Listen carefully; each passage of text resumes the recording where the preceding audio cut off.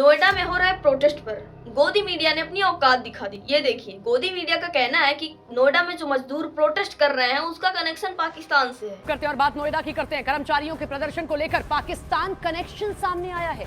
बताया जा रहा है कि पाक हैंडलर के इशारों पर गाड़ियों को जलाकर दंगा और हिंसा भड़काने की साजिश रची गई थी, जबकि ये पूरी तरह गलत है। नोएडा में मजदूर अपनी वेतन को बढ़ाने की मांग को लेकर कर रहे हैं। आपको याद होगा ऑपरेशन सिंदूर के टाइम में भी गोदी मीडिया ऐसे ही झूठ फैलाने का काम कर रही थी। ये देखिए, पाकिस्तान की राजधानी इस्लामाबाद पर इंडियन सेना का कब्जा। इंडियन सेना ने ऐसा फायर किया कि आधा पाकिस्तान तबाह। भारत की आर्मी घुस गई है। मतलब इन लोगों को रियल न्यूज से कुछ लेना देना नहीं होता। इन्हें बस अपनी टीआरपी से मतलब है। टीआरपी बटोरने का काम गोदी मीडिया करती है। तो आइए दोस्तों, आज की इस वीडियो में जानते हैं नोएडा मजदूर प्रोटेस्ट का पूरा सच। आखिर क्यों नोएडा में मजदूर सड़कों पर उतर आए हैं और ऐसा क्या हुआ कि 13 से 14 अप्रैल को इस प्रोटेस्ट ने हिंसा का रूप ले लिया। क्या उनका ये प्रोटेस्ट करना सही है?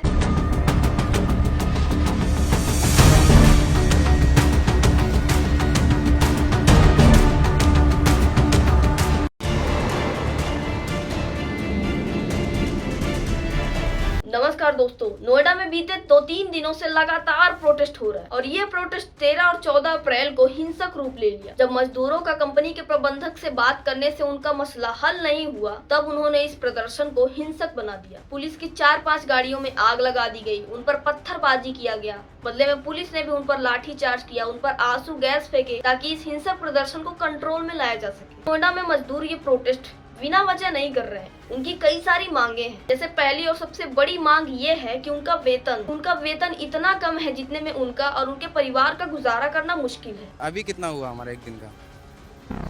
353 रुपये। क्या करें बताओ, कहाँ जाए? घर पे बच्चे हैं, बच्चों की पढ़ाई हो रही है, कहाँ से उठेगा? 9000 में क्या होगा बताओ? कल आइएगा, कल हम इस कंपनी में मिले ना मिले, क्यों? क्योंकि हमने आवाज उठाई है। दूसरा, महिलाओं का मांग ये है कि कंपनी में उनके साथ अच्छे से बर्ताव नहीं किया जाता। अगर वो वॉशरूम भी जाएंगी तब भी उनको उसके लिए बोला जाएगा कि पूछ कर जाया करो। और अगर वो एक दिन की छुट्टी मान लेती हैं तो उनसे कई सारा पूछताछ किया जाता है कि पहले बताना चाहिए था। और अगर उनका तबीयत खराब हो जाता है तब उनसे एक दिन का मेडिकल रिपोर्ट मांगा जाता है। ये देखिए, ये वीडियो मध्य प्रदेश के पीथमपुर का है। कंपनी का जो रूल है ना, ये हमको बताते हैं कि रूल फॉलो करो, रूल फॉलो करो। हम इनका सारा रूल फॉलो करते, बट ये हमको जरा सी भी इज्जत देना, इतनी सी इज्जत देना मंजूर नहीं करते।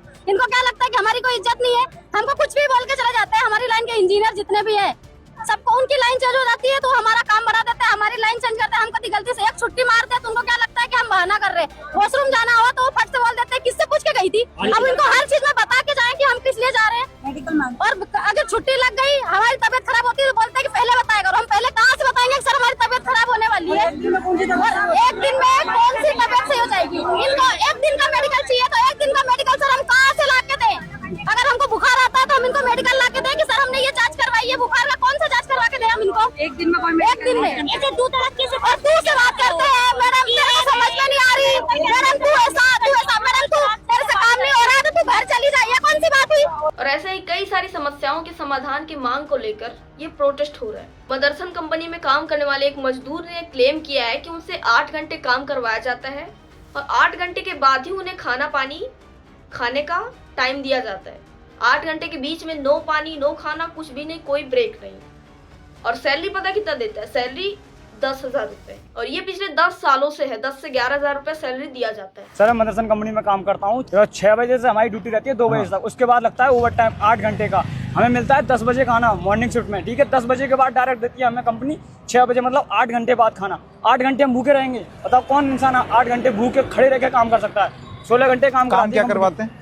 काम वही हेल्पर में, और 10,000 सैलरी है सर। 10,000 बताओ क्या कर लेगा? 6,000 की तुम्हारी की खाना खर्चा आ जाता है और 6,000 रूम का किराया आ जाता है।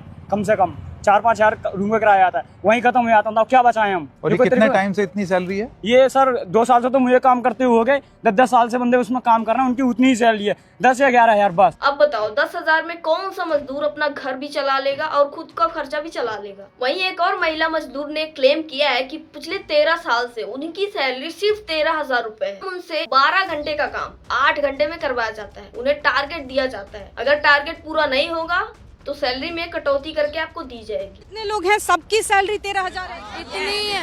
13 साल हो गए हमें काम करते हुए, 200-300 रुपए से ज्यादा सैलरी नहीं बढ़ी। 12 घंटे का काम ये लोग 8 घंटे में लेते हैं और जो टारगेट नहीं पूरा होता है कार्ड पंच करके रुकवाया जाता है। जब कितने लोग? हम लोग 4 लोग हैं, 2 बच्चे हैं हमारे छोटे छोटे। छोटा बच्चा 1.5 साल का बच्चा छोड़ के आती हूँ मैं यहाँ पे काम करने के लिए। बताओ, इस हद तक कंपनियों में मजदूरों के साथ बदसलूकी किया जा रहा है। 11,000 12,000 का जो सैलरी आती है, जो मार्केट में हम लोग सामान खरीदने जाते हैं, क्या अलग अलग रेट होता है? नहीं, जिनको 50,000 सैलरी मिलता है वो भी 200 का केजी तेल खरीदता है ना। हम भी उसी मार्केट में मार्केटिंग करने जाते हैं। क्या हम लोग का रेट अलग अलग होता है? नहीं होता है ना। उसी बच्चे में जो स्कूल में जाते हैं पढ़ाने, वो लोग अपने बच्चे को, हम भी उसी बच्चे में एडमिशन कराते हैं, दोनों का रेट अलग अलग नहीं होता है। फिर उन लोग का 50,000 में नहीं होता है, हमारा 10,000 में कैसे हो जाएगा गुजारा? बहुत ही सटीक बात बोला इन्होंने, बिल्कुल सही है। मार्केट में चाहे 10,000 कमाने वाला इंसान जाए, चाहे 50,000 कमाने वाला इंसान जाए, लेकिन रेट सभी के लिए समान होता है। इस सिचुएशन में जब मजदूरों की कंपनी भी नहीं सुन रही है, ना मीडिया सुन रही है, तो आखिर मजदूर करें क्या? और ये प्रोटेस्ट नोएडा के कई सारे सेक्टर में हुआ। और मजदूरों का ये प्रोटेस्ट सिर्फ नोएडा तक सीमित नहीं है। ये देखिए, ये वीडियो मध्य प्रदेश के पीथमपुर का है। यहाँ पर भी महिलाओं के साथ दुर्व्यवहार और सैलरी बढ़ाने की मांग को लेकर प्रोटेस्ट चल रहा है। और इसी प्रोटेस्ट के बीच पश्चिम बंगाल की मुख्यमंत्री ममता बनर्जी ने योगी आदित्यनाथ पर तंज कसते हुए कहा कि नोएडा जल रहा है, वहाँ पर मजदूर प्रोटेस्ट कर रहे हैं, आगजनी हो रही है और योगी जी यहाँ पर इलेक्शन करवा रहे हैं। ওদা জ্বলছে উত্তরপ্রদেশে, আর এখানে যোগী বাবু এসে ভাষণ দিচ্ছেন বাংলায় বুলডোজার চলবে। আমরা বলি বাংলায় বুলডোজার চলে না, বাংলা সালাম জানায়, প্রণাম জানায়, जय हिंद जानाए। और अखिलेश यादव ने भी इस पर बयान दिया कि इसकी सारी जिम्मेदारी सरकार की है।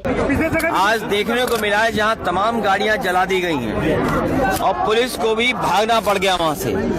सुनने में आ रहा है कि पुलिस की गाड़ी भी पलटा दी गई है। बड़े पैमाने पे मजदूर अपनी मांग पहले से करते रहे हैं। पूरी जिम्मेदारी प्रशासन की है, सरकार की है। और ये सही बात है, अगर मजदूर 8 घंटे 10 घंटे काम कर रहा है, फिर भी उसका और उसके परिवार का गुजारा नहीं हो पा रहा, तो इसकी जिम्मेदारी कौन लेगा? कंपनी वाले मजदूरों की बात नहीं सुनेंगे तो आखिर मजदूर किसके पास जाएंगे? सरकार के पास ना। तो जिम्मेदारी तो सरकार की बनती है। देश के नागरिकों के साथ जब इस हद तक बदसलूकी हो रही है, उनका गुजारा नहीं हो पा रहा है, तो उसका समाधान करे। और योगी सरकार ने ऐसा किया भी। मानदेय दरें और बढ़ाई गई जो 1 अप्रैल से लागू हो चुकी है। मतलब मजदूरों की सैलरी बढ़ाई गई, लेकिन उतनी नहीं बढ़ाई गई जितनी की जरूरत थी, जितना की बढ़ाना चाहिए था। ये देखिए, गौतम बुद्ध नगर और गाजियाबाद डिस्ट्रिक्ट के लिए जिनके पास कोई स्किल नहीं है, उनके लिए 11,313 रुपए, और जिनके पास थोड़ी बहुत स्किल है उनकी सैलरी 12,445 रुपए, और जिनके पास पूरी तरह कोई एक स्किल है उनकी सैलरी 13,940 रुपए। और अलग अलग डिस्ट्रिक्ट में अलग अलग मानदेय दरें तय की गई हैं। यानी कि कुल मिलाकर 15 से 16,000 रुपए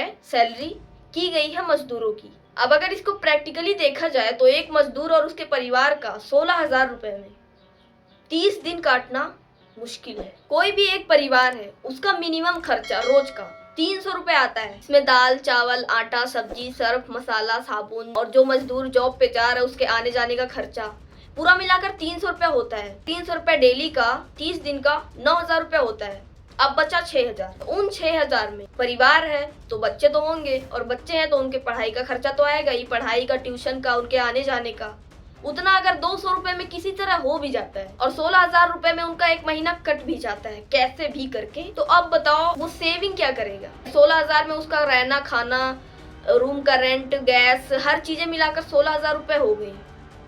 अगर उस घर में कोई बीमार हुआ तो उसके इलाज का खर्चा कौन देगा? 16,000 रुपए में भी एक परिवार का पूरी खुशी से सुकून से 30 दिन नहीं कट सकता। अगर ये सैलरी 16 से 20,000 की जाए तो एक मजदूर खुशी खुशी अब 30 दिन गुजार सकता है। दोस्तों, ये मजदूरों का हिंसक प्रोटेस्ट सिर्फ प्रोटेस्ट नहीं है, ये सालों की दबाई हुई चीख है। और जहाँ तक इसको अराजकता कहा जा रहा है, तो उनसे मैं पूछना चाहती हूँ कि अराजकता पैदा किसने किया? प्रदर्शन हम बार बार देखते हैं, ये कोई नई घटना नहीं है। और प्रदर्शन करना प्रदर्शनकारियों की एक मजबूरी होती है जब उनके साथ बहुत अत्याचार किया जाता है। आप ही बताओ, जो 10 से 12 घंटे मेहनत कर रहा है उसके बाद भी वो अपने परिवार का सही से खर्चा तक नहीं चला सकता, तो वो क्या करे? वो सड़क पे ना उतरे तो वो करे क्या? आप सोच कर देखो, नोएडा जैसे शहरों में 13 से 14,000 रुपए में पूरे महीने सरवाइव करना कितना मुश्किल है। ऐसे में मजदूर सड़क पर ना उतरे तो कहाँ जाए? किसके पास जाए? किसके सामने गुहार लगाएं कि हमारी मदद करो, हमारे साथ गलत हो रहा है? नोएडा जैसे बड़े शहरों में इतनी कम सैलरी है मजदूरों की, आप गांव देहात में देखोगे तो सिर्फ 8 घंटे का, और बीच में 1 घंटा ब्रेक भी होता है लंच का। मजदूरों को 5 से 600 रुपए दिया जाता है देहात में, और वो तो शहर है। क्या वहां पर मजदूरों के साथ गलत नहीं किया जा रहा है? जब उनके साथ गलत हो रहा है तो वो कब तक सहेंगे? जब उनसे सहन नहीं हुआ तो वो सड़क पर उतर आए, तो सिस्टम ने उसे अराजकता कह दिया। चलो एक तरह से मान लेते हैं ये अराजकता है, तो वो अराजकता क्यों फैला रहे हैं ये किसी ने महसूस किया? जो भी इसको अराजकता कह रहा है उनसे मैं कहना चाहती हूँ कि एक दिन आप अपना पोजीशन छोड़कर उस मजदूर के पोजीशन पर आओ और उसी 13,000 सैलरी में 1 महीना गुजार कर दिखाओ। तब आपको महसूस होगा कि सही में मजदूरों की प्रॉब्लम्स हैं।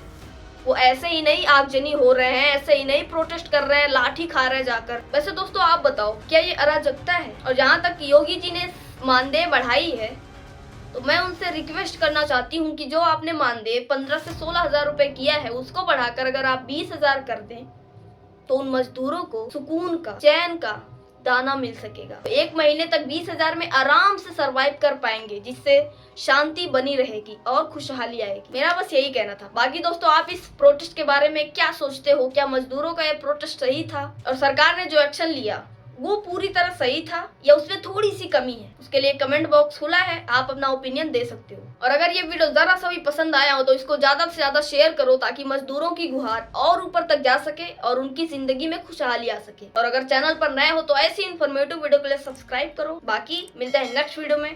Thanks for watching. जय हिंद, वंदे मातरम।